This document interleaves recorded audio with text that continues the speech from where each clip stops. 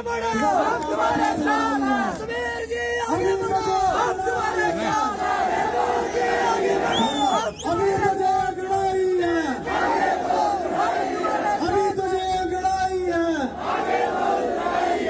अभी तुझे अंगड़ाई है।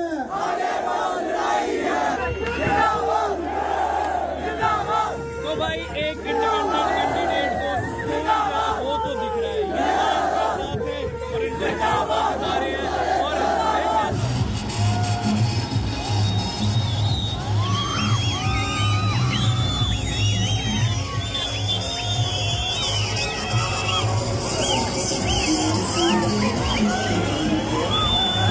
ईमानदार नेता और अच्छी छवि रखने वाले नेता जसवीर सिंह और तालियों ने इनका स्वागत करना। जसवीर जी आगे बढ़ो, हम तुम्हारे साथ हैं। हम सब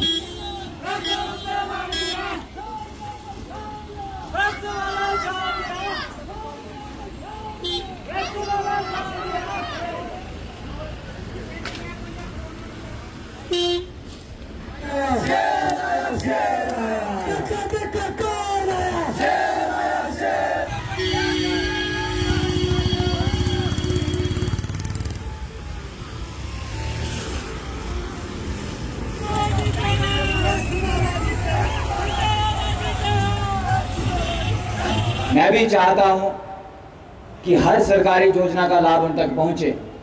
तो इसके लिए बहुत ज़रूरी है कि जम्मू कश्मीर की विधानसभा में एक ऐसी आवाज़ पहुंचे जो हर समय जो है लोगों के लिए काम कर सके, लोगों के मुद्दे उठा सके। सवाल वहीं का वही है कि मुझे क्यों ज़रूरत पड़ी।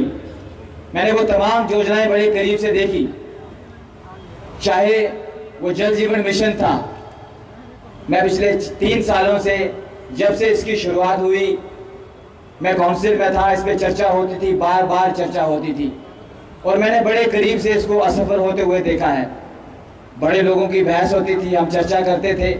मैंने उनसे तब कहा था, मैंने कहा था जैसे सौभाग्य स्कीम डूबी, अगर हम समय रहते चेते नहीं तो विश्वास कीजिए जो सौभाग्य स्कीम का हाल हुआ, जो 2017-18 में एमजी नरेगा का हाल हुआ, वही हाल जो है वो जेजेएम का होगा, जल जीवन मिशन का होगा। पर कोई भी नया इनिशिएटिव इस पे नहीं लिया गया। शायद बहुत कम लोग जानते हैं कि एमजी नरेगा का एक बड़ी राशि, लगभग 20-30 हज़ार करोड़ रुपया जो था वो जल जीवन मिशन के साथ जोड़ा गया ताकि आम लोगों को रोजगार मिल सके। लेकिन योजनाएं बनाने से ज़्यादा ज़रूरी होता है कि जो नुमाइंदे हैं वो ये सुनिश्चित करें कि उन योजनाओं का लाभ उनके वास्तविक लाभार्थियों तक पहुंचे। ये ज़्यादा ज़रूरी है। योजनाएं बहुत बनती हैं। प्रधानमंत्री ग्राम सड़क योजना एक बेहतरीन योजना थी। माननीय अटल बिहारी वाजपेयी जी का सपना था, प्रधानमंत्री ग्राम सड़क योजना बनी, बहुत काम हुआ, इसमें कोई दो राय नहीं है, पैसा भी आया। लेकिन जैसे जैसे पैसा बढ़ता गया वैसे वैसे गुणवत्ता कम होती गई, वैसे वैसे क्वालिटी डाउन होती गई। पैसा बढ़ता गया, इन्वेस्टमेंट बढ़ती गई, क्वालिटी डाउन होती गई, गुणवत्ता डाउन होती गई। और वो भी तब जब हमारे पास अच्छे इंजीनियर्स की संख्या बढ़ रही थी, जब हमारे पास अच्छे ऑफिसर्स की संख्या बढ़ रही थी, तब इसकी क्वालिटी डाउन होती चली गई। मेरे दोस्त जिनका मैं बहुत सम्मान करता हूं, वो कहते हैं कि हमने कुछ नहीं किया, और वो ये दावा करते हैं कि उनके कार्यकाल के दौरान उन्होंने लगभग 1 अरब रुपए से ऊपर जो था वो पैसा प्रधानमंत्री ग्राम सड़क योजनाओं के रोडों के लिए सैंक्शन कराया।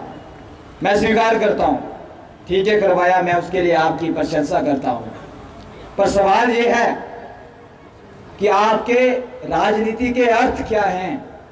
क्या वास्तव में सिर्फ पैसा सैंक्शन करवाना और उसे जमीन पर नहीं उतार पाना ये कोई सफलता है? मैं तो इसको असफलता मानता हूं। अगर आपने 100 करोड़ रुपया लाया था और जमीन पे उतार दिया होता तो निश्चित तौर पर मैं भी सैल्यूट करता। पर जो पैसा लाया वो ये जमीन पर उतार नहीं पाए। कहते हैं हम प्रतिनिधि नहीं थे, हमारी विधानसभा भंग हो चुकी थी। ठीक है, आपकी विधानसभा भंग हो चुकी थी, तो फिर राजकाज किसके हाथ था? जम्मू कश्मीर की व्यवस्था किसके हाथ थी? उधमपुर की व्यवस्था किसके हाथ थी? क्या आपको भारत सरकार का समर्थन नहीं था? अगर आप ये कहते हैं कि आपको भारत सरकार का समर्थन नहीं था, तो यकीन मानिए कि आप उनकी भी बेइज्जती कर रहे हैं। तो आप मानिए कि आपको भारत सरकार का समर्थन भी था, जम्मू कश्मीर सरकार का समर्थन भी था। अगर आप चाहते तो उन प्रोजेक्ट्स को पूरा कर सकते थे। लेकिन विधानसभा भंग होने के बाद मेरे साथियों की कोशिश तो ये थी कि कब जब दोबारा से विधानसभा के चुनाव हों और अब कब हम दोबारा विधानसभा पहुंचे। तो इस आस में, इस उम्मीद में, इसके इंतजार में इन्होंने काम किया ही नहीं, ये कभी बोले ही नहीं। अक्टूबर 2018 में बहुत सारे टेंडर्स हुए। जब मैं आया तो मुझसे पहले उन कामों को पूरा हो जाना चाहिए था, लेकिन यकीन मानिए पैसा तो निकला, सरकारी खाते से पैसा तो निकला, लेकिन काम नहीं हुआ, ग्राउंड पे कुछ नहीं हुआ। और ये मुझे बताने की जरूरत नहीं है, आंकड़े देख लीजिए, ग्राउंड पे जाके लोगों को पूछ लीजिए। कहते हैं हमने पैसा दिया, हाँ आपने पैसा दिया, अच्छी बात है। कोई भी लीडर हो, अपने से पैसा कोई नहीं देता। काबिलियत ये होती है कि सरकार के पास जाके अपने लोगों के प्रोजेक्ट्स को उनके सामने रखना और ये सुनिश्चित करना कि आपके लोगों की जो प्राथमिकताएं हैं, जो जरूरतें हैं, जो मुद्दे हैं, उनके लिए आप सरकार से पैसे ले सकें। और फिर दूसरी चीज इंपॉर्टेंट ये होती है कि उस पैसे को आप ग्राउंड पे उतार सके। पैसा तो सरकार का ही लगता है, अपनी जेब से कोई नहीं लगाता। आज तक तो किसी ने लगाया नहीं, भविष्य में कोई लगाएगा तो मैं कह नहीं सकता। तो इस मसले पे ये नाकाम साबित हुए, कुछ नहीं कर पाए, और आज मुझे आके सलाह दे रहे हैं कि आपने कुछ नहीं किया। मैंने तो बहुत कुछ बोला, बहुत कुछ कहा, बहुत कुछ लिखा।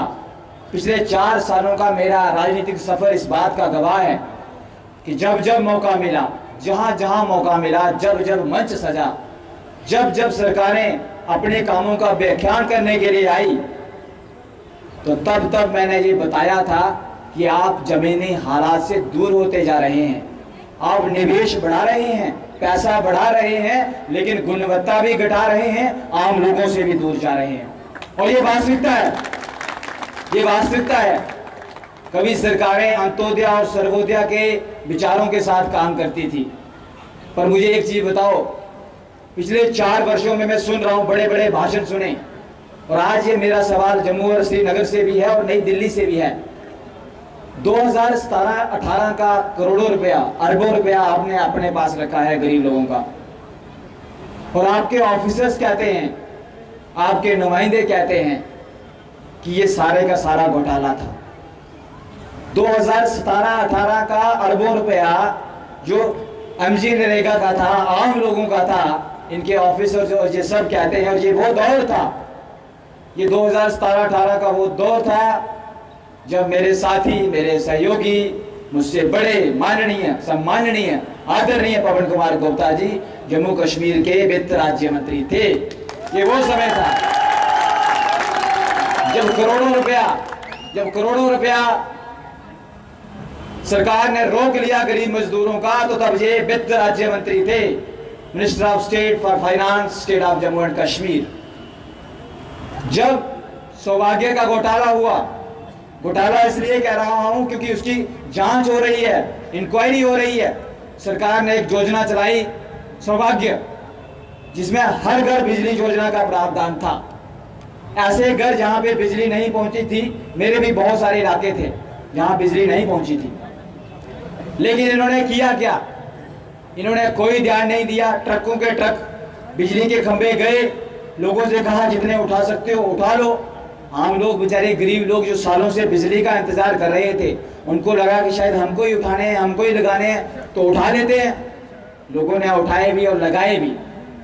जिन बिजली के खंभों को उठाने की जिम्मेदारी ठेकेदारों की थी, जिन बिजली के खंभों को सीमेंट में लगाया जाना था, कंक्रीट किया जाना था, उनको उठाया लोगों ने, वो लगे मिट्टी में। और दौर यही था जब ये सत्ता में थे। मुझसे कहते हैं मैंने कभी कुछ बोला नहीं। भारत की जितनी भी नदियां हैं, हम उनको जीवित सभ्यता का नाम देते हैं, अंग्रेजी में कहें तो लिविंग सिविलाइजेशंस। हम उनको जीवित व्यक्ति मानते हैं, हम अपनी नदियों को, जल स्रोतों को जीवित मानते हैं। और ये आज की मेरी टिप्पणी नहीं है, आप इतिहास उठा के देख लीजिए। बड़े बड़े जो विचारक हैं, बहुत बार जो है बहुत सी संस्थाओं ने भी यही कहा है कि ये हमारी लिविंग ऑर्गेनाइजेशंस हैं। और सरकारें चाहे जितनी भी रही, अलग अलग नदियों की सफाई के लिए वो दुनिया भर से कर्ज लेती रही। कभी वर्ल्ड बैंक से कर्ज ले लिया, कभी एशियन डेवलपमेंट बैंक से कर्ज ले लिया, कभी भारत के किसी बैंक से कर्ज ले लिया, कभी कहीं से कर्ज ले लिया। तो नदियों के विकास के लिए काम करना ये सबकी प्राथमिकता रही, सबने पैसा भी लगाया। सब पे तो मैं चर्चा नहीं करूंगा क्या हुआ, क्योंकि बड़ी लंबी कहानी है। पर जो हमारा अपना प्रोजेक्ट है, उधमपुर बड़ा सौभाग्यशाली है कि वो मां देविका के किनारे बसा। इसका उदय मां देविका के किनारे हुआ, जैसे जम्मू तवी के किनारे बसा, श्रीनगर झेलम के किनारे बसा। उधमपुर इनसे भी ज्यादा सौभाग्यशाली है, क्योंकि कहते हैं कि मां देविका माता गंगा की बड़ी बहन है। अगर मैं गलत नहीं हूं, गलत हूं तो आप मुझे टोकिएगा। कहते हैं कि मां देविका माता गंगा की बड़ी बहन है। 2.25 अरब रुपया लगभग जो था भारत सरकार ने दिया कि आपकी जो माता देविका है, जिसको आप पूछते हैं, उसकी हालत ठीक नहीं है। उधमपुर वैसे ही जल संकट का सामना कर रहा है और इससे प्रदूषण भी बढ़ रहा है।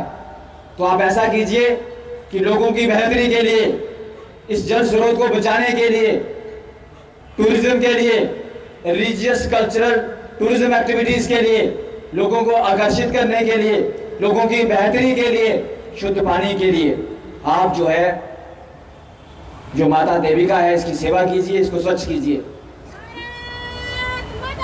इतिहास जानता है, इतिहास साक्षी है, इस फाइल से जुड़ा हुआ हर पन्ना साक्षी है। 2.25 अरब रुपया लगाने के बाद भी ना तो देविका का पानी स्वच्छ हो पाया और ना देविका का सौंदर्यीकरण हो पाया। सारे के सारे आंकड़े जुटे हैं और ये सारे इसके गवाह हैं।